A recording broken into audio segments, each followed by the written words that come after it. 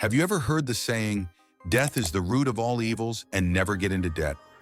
The idea that debt is slavery holds some truth because when you're overwhelmed by debt, it feels like your life is on hold. As you struggle to pay off what you owe, those debts aren't sitting idle. They're increasing every day. After all, no one lends money without charging interest. Yet despite this reality, the United States has accepted debt as part of its economic landscape. Currently, total consumer debt in the U.S. hovers around $15 trillion, leading to an average household debt of over $5,300. With a GDP slightly exceeding $21 trillion, this indicates that a significant portion of the economy is built on debt. But here's some good news. Not all debt is negative. This might seem like an unpopular opinion since most of our debts tend to be unfavorable, such as credit card balances, auto loans, or student loans. You might feel that it could take decades to pay off these obligations, leading you to wonder how debt could possibly be beneficial. To grasp how debt can have a positive side, let's explore how wealthy individuals leverage it to generate even more income. It might sound perplexing. Why would someone with ample resources rely on debt? Isn't it meant for those without money?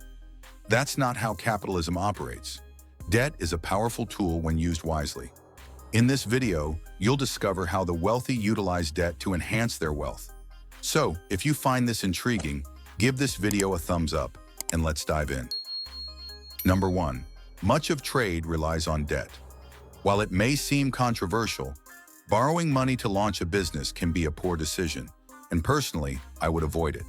However, for many traditional businesses, using debt can be the best path forward. For example, if you want to sell pens, a commonly sought-after product, there's almost always demand. Ideally, you'd fly to China to find a factory that produces high-quality pens at a reasonable price. You'd then purchase a container of pens, ship them to the US, and distribute them to your clients. Today, though, this process often occurs online through platforms like Alibaba, unless the product requires more complex arrangements. Here's the catch. You don't necessarily have to pay for the products before receiving them. Let me explain how that works. Over the past 50 years, China has emerged as the world's manufacturing hub, producing virtually everything. Thousands of factories operate around the clock to meet global demand, and many of these factories are willing to lend you their products with the expectation that you'll pay them later. Naturally, they won't extend this trust to strangers, so you need to establish a relationship with them first. This has been the foundation of business for the last 5 decades. Once a client sells the product in the US or elsewhere, they pay the factory and can then request more products. Essentially, you're demonstrating to the factory that you can effectively sell their goods, so they agree to help you in that process. If you can sell the product for even a small profit above the factory's price, that difference is yours. The beauty of this strategy is that it allows you to operate without tying up your own funds in the transaction. This is why mastering the art of selling is one of the most valuable skills you can develop. 2. Refinancing real estate debt is often considered the best kind of debt because it comes with numerous advantages. If you don't have a mortgage, you may end up paying higher taxes. Wealthy individuals typically maintain multiple mortgages to take advantage of various tax deductions. Remember, every dollar you save on taxes effectively becomes an additional dollar earned. This is another way the wealthy accumulate more wealth. Now let's explore a practical approach to how affluent individuals build their wealth through real estate. Suppose you've saved $200,000. While that sounds like a substantial amount, in the real estate market, it's relatively small. You might not even be able to buy a house with that. To purchase a property worth $800,000, you'd need to make a 20% down payment. Here's the secret. If you find a property priced at $500,000 that's in poor condition and requires renovations, you could go to a bank and secure a mortgage with a 20% down payment. This means you'd need to put down $100,000. If you plan to spend about 10% of the total cost of the house, or roughly $50,000, on renovations, you're setting yourself up for a great investment. You'd need to return to the bank again, this time to refinance your mortgage. When you initially took out your first mortgage, the property's value was only $500,000 because it was in such poor condition that no one wanted to live there. However, after your renovations, the market value of that property has increased to, let's say, $700,000. Just like before, if you opt for an 80% mortgage, that means you could secure $560,000. From that amount, $400,000 would go to pay off your first mortgage, and we can deduct the $50,000 you spent on renovations. This leaves you with an additional profit of $110,000. So you made $110,000 using debt, and you're left with a rental property that can build equity and generate passive income. Additionally, you can avoid paying taxes thanks to your mortgage, a common strategy among real estate investors. Do you still think that debt is entirely negative? I'll let you ponder that and share your thoughts in the comment section below. 3. Hedge funds.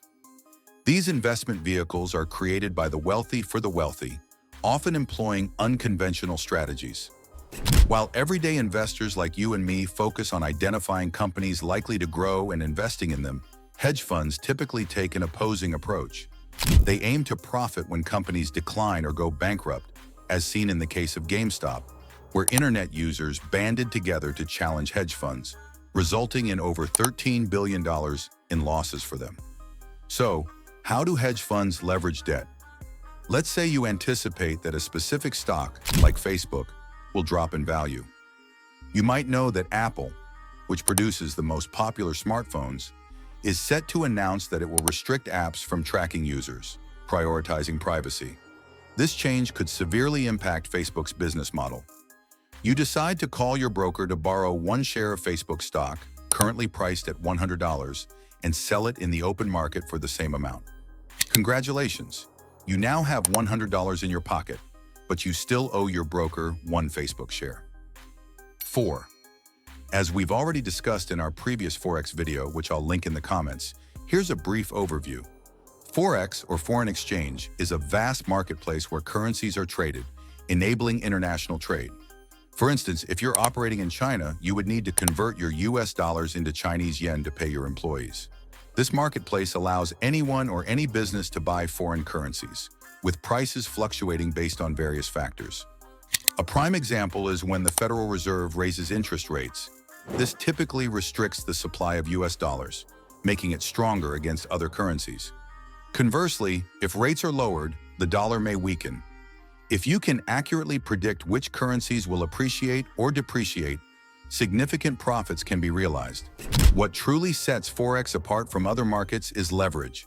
For every dollar you invest, you can borrow up to an additional $100. This means that with just $1,000, you could control a position worth $100,000. Even a modest profit of 1% in this scenario can yield substantial returns, highlighting the potential rewards of Forex trading. Number 5. Credit scores. As you can see, credit scores are powerful tools in the financial world. They are essential for every successful business, entrepreneur, or company, especially if you have a reliable business model. Borrowing money to finance purchase orders is a common practice across various industries, so it's crucial to stop viewing all debt as detrimental. While high-interest debts like credit card debt can be detrimental, acquiring a lower interest rate is feasible if you minimize the perceived risk associated with borrowing. How can you achieve this? By building a solid track record as a trustworthy borrower. There are billions, if not trillions, of dollars in banks waiting to be lent out. Even if funds seem limited, banks have the ability to create money from nothing, a concept we've explored in previous videos. If you found value in this discussion, be sure to give it a thumbs up. If you're new here, consider subscribing and activating notifications. Welcome to our channel, where you'll learn everything there is to know about money and stock market investing. Thank you for watching, and I'll see you in the next video.